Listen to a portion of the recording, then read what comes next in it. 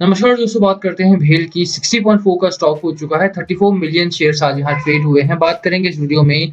भेल में बहुत अच्छी रैली है इस समय और एक अच्छा मोमेंटम ट्रैप बना हुआ है, मोमेंटम कहेंगे इसे। और मेरी जहां तक राय है, देखो ऐसे स्टॉक में इस समय आपको खरीदारी करनी चाहिए जो लगातार गिरावट फेस करके एक स्टेबिलिटी मेंटेन कर रहे हैं। अभी के लिए जहां तक मेरी राय है, देखो भेल एक ऐसा कंपनी है, एक ऐसा स्टॉक है जहां पर लंबे समय में आपका अच्छा मुनाफा तो बनेगा ही, शॉर्ट टर्म में भी आप अच्छा खासा पैसा यहाँ पर बना सकते हो। चलिए स्टार्ट करते हैं इस वीडियो को, जहाँ बात करेंगे टारगेट की। शॉर्ट टर्म मिड टर्म में खबरें क्या है अपने पास और जिसकी वजह से मुझे लगता है कि बाजार यहाँ पर अच्छा खासा भागेगा।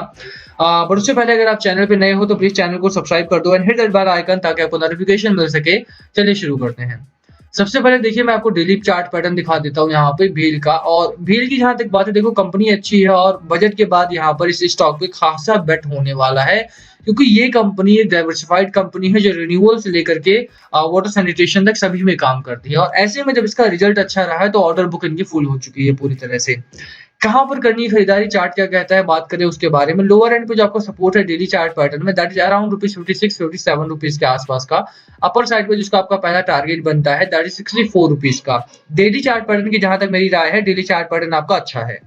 लोअर एंड पे अगर आप देखो, आरएसआई आपका स्ट्रांगली बुल रन में है, मैकडी आपका ठीक ठाक बना हुआ है, हिस्टोग्राम आपके डाउन साइड पर जरूर है इस समय पे। बट दैट्स बिकॉज की मार्केट में इस समय जो डिमांड ड्रिवन क्वांटिटी आपकी ट्रेड हो रही है वो थोड़ी सी कम है। चार्ट आपका डेली में देखते हो तो खरीदारी वाला चार्ट पैटर्न है। और कौन सी स्ट्रेटजी लगानी है भैया इस समय, देखो ये बहुत साफ है कि स्टॉक आपका एक रेंज में है और जब इस रेंज में रहता है स्टॉक आपका, तो ऐसी स्ट्रेटजी में, ऐसी चार्ट में आपको बाय ऑन डिप्स एंड 50% की स्ट्रेटजी स्विंग ट्रेडिंग के साथ काम करना चाहिए।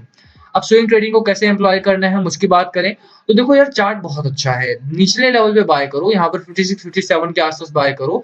64 जाता है, यहाँ पर 50% क्वांटिटी अपनी डंप करो। और अगर ये ऊपर निकलता है, ब्रेकआउट देता है, बहुत अच्छी बात है। अगर ये नीचे आना स्टार्ट होता है तो वहां पर अपनी 50% और डंप कर दो। ठीक है, स्विंग ट्रेडिंग के साथ हम यहाँ पर काम करें क्योंकि चार्ट अच्छा है, कंपनी अच्छी है। अगर आप लंबा जाना चाहते हो लंबा जा सकते हो, उसमें कोई दो राय नहीं है। बट शॉर्ट टर्म के लिए, स्विंग ट्रेडिंग के लिए आपको ये स्ट्रेटजी को फॉलो करना चाहिए। अगर आप लंबा जाना चाहते हो, उसका सीधा मतलब है कि थोड़ा सा वेट करना पड़ेगा आपको यहाँ पे कि ब्रेकआउट दे 64 के ऊपर से। 67 82 रुपीज तक के यहाँ पर टारगेट आपको मिलेंगे। बट अभी के लिए जहां तक मेरी राय रहेगी, क्योंकि स्टॉक अभी उस लेवल पर नहीं है कि ब्रेकआउट दे सके, बाजार भी अभी रेडी नहीं है कि यहाँ से ब्रेकआउट को एम्प्लॉय कर सके, तो ऐसे में थोड़ा सा आपको स्विंग ट्रेडिंग पर्सपेक्टिव से ही खरीदारी यहाँ पर करनी चाहिए। अब जहां तक बाजार की बात है, बाजार भी आप देख लो कि मार्केट में इस समय अच्छी रैली है, गैप अप ओपनिंग हुई और गैप अप ओपनिंग के बाद भी मार्केट में एक स्टेबिलिटी है। एफआईआई जहां बिकवाली में है, डीआईआई खरीदारी कर रहे हैं। 1500 करोड़ के आसपास की खरीदारी यहाँ पर हुई है, बहुत अच्छी बात है। मुझे लगता है कि अगर डीआईआई यहाँ मार्केट को हैंडल करते हैं, 1500-1600 करोड़ के आसपास की मार्केट में खरीदारी जो हुई है, तो ये मार्केट के लिए काफी बेहतर होगा। बट ये देखने वाली बात होगी कि क्या अगले हफ्ते भी बाजार में डीआईआई एम्प्लॉय करते हैं अपना पैसा या नहीं, क्योंकि एफआईआई का जो मूड है इस समय पे, रशिया यूक्रेन का चाहे वॉर लाइक सिचुएशन हो गई, चाहे ब्रेंट का प्राइस हो गया, चाहे वो लॉकडाउन हो गया, इस वजह से मार्केट में प्रेशर तो है और वो प्रेशर आपको आने वाले दिनों में भी साफ देखने को मिलेगा।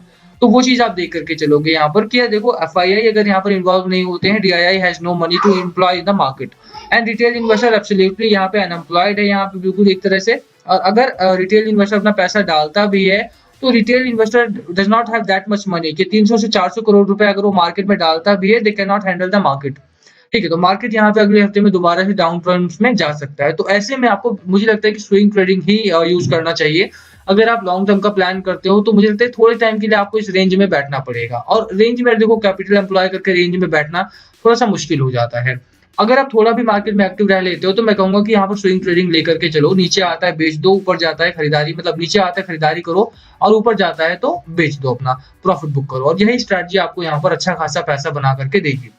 ठीक है, अभी के लिए जहां तक मेरी राय बाजार को लेकर के है, देखो बाजार में जैसे मैंने बोला कि गैप अप ओपनिंग हुई है, तीसरा दिन है लगातार आपका अच्छा बाजार चला है। मैं बोलूंगा 1% के आसपास की रैली यहाँ पर है। बैंक निफ्टी को जहां तक देखोगे 2% की रैली यहाँ पर है। निफ्टी 50 का चार्ट मैं आपको दिखा दूं तो साइडवेज का बाजार यहाँ पर बना हुआ है। तो कहीं ना कहीं आपको मानना पड़ेगा कि मार्केट में आपको इस समय एक रेंज मिल रहा है, चाहे वो भेल में हो, चाहे वो निफ्टी 50 का चार्ट हो। यही सिमिलर सिनेरियो यहाँ पर भी है और यहाँ पर भी जब तक ब्रेकआउट नहीं मिलता है तब तक तो आपको मान के चलना पड़ेगा कि भेल में भी कोई बहुत बड़ा ब्रेकआउट आपको नहीं मिलेगा यहाँ पे। ठीक है, तो वो चीज आपको संभलना पड़ेगा, समझना पड़ेगा कि कहीं ना कहीं बाजार जो है आपका वो थोड़ा सा रेंज बाउंड ट्रेड करने वाला है, चाहे निफ्टी हो, चाहे भेल हो, चाहे पंजाब नेशनल बैंक हो। इंटरनली अगर कोई बहुत बड़ी खबर नहीं आ रही है, तो एक्सटर्नल रीजन्स तो आप देख ही लोगे। निफ्टी 50 में कोई बहुत बड़ी रैली नहीं है। अच्छा, अब जहाँ तक बात है देखो भैया भेल की कि मैं यहाँ पर पैसा लगाने के लिए क्यों राज़ी हूँ? तो चार्ट इसका अच्छा है, चाहे आप डेली चार्ट की बात करो, चाहे आप वीकली चार्ट की बात करो। वहीं पर खबरों में जहाँ तक राय है मेरी, ये खबर आई थी भेल को लेकर के कि भेल has successfully demonstrated a facility to create methanol from high ash Indian coal. An official statement said methanol बनाने का इन्होंने फैसिलिटी लगा दिया है और डेमोंस्ट्रेट किया है कि how are they going to make this. और यहाँ पे अगर आप बात करो तो इंडिया का जो कोयला होता है वो हाई ऐश कंटेंट वाला होता है, तो उससे अगर मेथनॉल बनाया जाता है तो हमारा जो ब्रेंट का खर्चा है वो कम हो जाएगा। मेथनॉल एक ऐसा उपयोगी पदार्थ होगा हमारे लिए जो प्रदूषण भी कम करेगा और हमारा जो एक तेल होता है उसकी क्वालिटी को भी इम्प्रूव करेगा। तो हमारे यहाँ पर जो एक तो क्वालिटी में अच्छा हो जाएगा और क्वांटिटी में भी हमारे सामने रहेगा, जिससे कि ब्रेंट का जो डिपेंडेंस है हमारी वो थोड़ी सी कम होगी। तो ब्रेंट का अगर मतलब भेल अगर ये काम कर लेता है, मतलब अभी तो तैयार है कंपनी बिल्कुल तरह से। Methanol is utilised as a motor fuel to power ship engines and to generate clean power all over the world.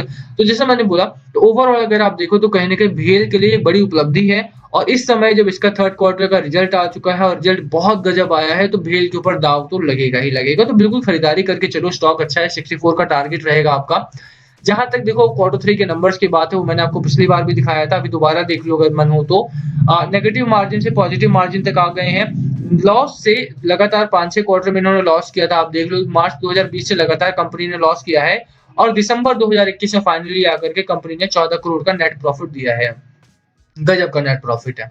तो जहाँ तक नंबर्स की बात है, नंबर्स अच्छे हैं कंपनी के। और ओवरऑल अगर आप सिनेरियो की बात करो तो कंपनी ने सिनेरियो भी बहुत बढ़िया क्रिएट किया हुआ है। तो बिल्कुल खरीदारी का चार्ट पैटर्न है, खरीदारी वाला बाजार है और खरीदारी करने की सलाह भी मेरी आपको रहेगी।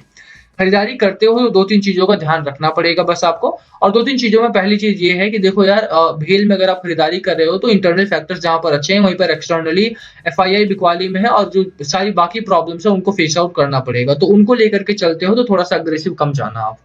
बहुत ज़्यादा माल नहीं लगाना है, 2 to 5% of your total capital employ करो और बैठो। ये स्टॉक ऐसा है कि short term to mid term में आपको अच्छा मुनाफा दे सकता है, बट नॉट अगर मार्केट में गिरावट होगी तब नहीं। तो मार्केट में गिरावट होती है, ये स्टॉक आपका नीचे ही बना रहेगा। फॉर सम रीजन आपको ये बात मानना पड़ेगा कि अगर बाजार में गिरावट होगी तो बाकी स्टॉक्स में भी गिरावट होगी। तो वो चीज़ आपको लेकर के चलना पड़ेगा। रिएक्शन मत करो, पैनिक नहीं करना है। अगर बाजार में गिरावट होती है, भेल नीचे बना रहता है तो भी पैनिक नहीं करना है, माल बेचना नहीं है। बने रहो बाजार में, खरीदारी करने की मेरी सलाह रहेगी। बाकी last call must be yours, क्या है आपकी स्ट्रैटेजी स्टॉक को लेकर के, प्लीज कमेंट करके शेयर करना। वीडियो को यहीं खत्म करते हैं। पसंद आए तो लाइक करना, चैनल पे नए हो तो सब्सक्राइब किए बिना मत जाना। Thank you for watching and yes please comment अगर पूछना हो तो।